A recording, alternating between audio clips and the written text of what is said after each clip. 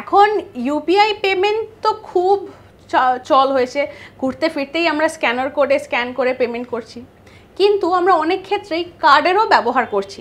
Specially ATM থেকে টাকা তোলার ক্ষেত্রে তো কার্ড তো লাগেই, কিন্তু কখনো মনে হয়েছে আপনি এই যে এটিএমে গিয়ে আপনার পিন কোডটা দিচ্ছেন বা সিক্রেট পিন যেটা হয় 4 ডিজিটের, সেটা আপনি এন্ট্রি করে টাকা তো তুলছেন, কিন্তু কখনো এটা মনে হয়েছে যে কেন 4টে ডিজিটের পিন কোড হয় এটিএমের ক্ষেত্রে, কেন তার বেশি সংখ্যার পিন কোড বা পিন হয় না? এটার একটি কারণ রয়েছে। কারণ যিনি আবিষ্কার করেছিলেন জন শেপার্ড ব্যারন, তিনি প্রথম পিনকোড যেটি রেখেছিলেন সেটা কিন্তু 6 ডিজিটের ছিল, মানে 6টি অক্ষরের পিনকোড তিনি ডিজাইন করেছিলেন। তিনি যখন তার ওয়াইফকে দেখালেন পুরো জিনিসটি, তখন তার ওয়াইফ বললেন যে না, 6টা ডিজিট মনে রাখা সম্ভব নয়।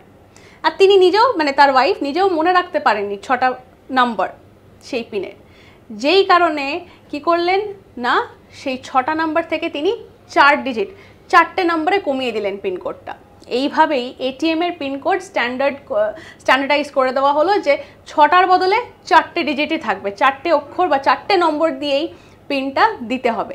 এইভাবেই এর উৎস হলো। এরকম নানা আপডেটসের জন্য চোখ রাখুন আজ তাক বাংলার ইউটিউব চ্যানেলে, সাবস্ক্রাইব করতে ভুলবেন না।